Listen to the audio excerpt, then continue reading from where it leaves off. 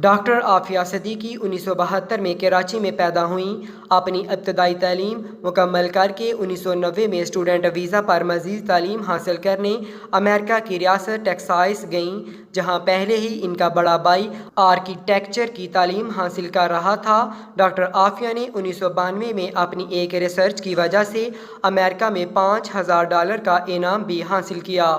1995 میں انہوں نے ایک سائنسدان امجد محمد خان سے شادی کی، جس سے ان کے 2 بیٹے اور ایک بیٹی تھی، اور یہی شخص ڈاکٹر صاحبہ کی بربادی کا سبب بنا، کیونکہ اپنے ذاتی مفاد کی خاطر امجد محمد خان CIA کا مہرہ بن چکا تھا، جسے بعد میں ڈاکٹر عافیہ کے خلاف استعمال کیا گیا۔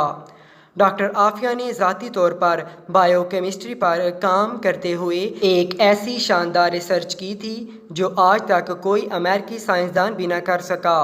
ڈاکٹر عافیہ نے مہلک ہتھیار تیار کرنے کا فارمولہ ایجاد کر دیا تھا جو آج تک ان سے کوئی بھی معلوم نہ کر سکا۔ ڈاکٹر عافیہ یہ فارمولہ پاکستان یا عالم اسلام کی بھلائی کے لیے استعمال کرنا چاہتی تھیں، جبکہ امریکہ چاہتا تھا کہ عافیہ یہ فارمولہ انہیں دے دیں، جس کے لیے ڈاکٹر عافیہ نے صاف انکار کر دیا، کیونکہ انہیں خدشہ تھا امریکہ ان کا فارمولہ اسلام اور مسلمانوں کے خلاف استعمال کرے گا۔ اور یہاں سے وہ کہانی شروع ہوئی جس نے ڈاکٹر عافیہ کی زندگی برباد کر دی۔ ڈاکٹر عافیہ کی تعلیم اور تحقیق امریکہ میں مکمل ہوئی تھی، اس لیے وہاں کے سائنسدان اس ریسرچ سے واقف تھے، جس کی بنا پر انہوں نے FBI کو رپورٹ کر دی کہ عافیہ کے پاس ایسی ریسرچ ہے جو اگر پاکستان کے ہاتھ لگ گئی تو وہ اسے امریکہ کے خلاف استعمال کرے گا۔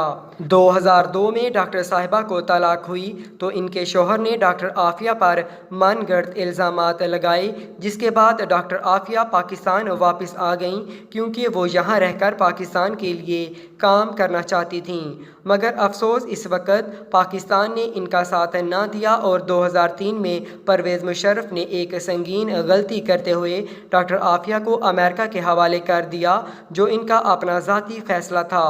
جس میں فوج کا عمل دخل شامل نہ تھا۔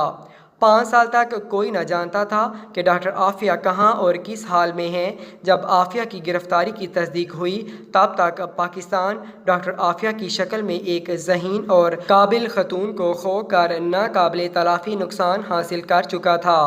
امریکیوں نے ڈاکٹر عافیہ سے ریسرچ ورک حاصل کرنے کے لیے بہت دباؤ ڈالا، جس کے لیے ڈاکٹر عافیہ کو ذہنی اور جسمانی تشدد کا نشانہ بناتے ہوئے ظلم کا ہر پہاڑ توڑ دیا گیا، مگر وہ عافیہ کی زبان نہ کھلوا سکے، یہاں تک کہ ان کے ایک بچے کو قتل کر دیا گیا، مگر ڈاکٹر عافیہ کو آج تک زندہ رکھا ہوا ہے،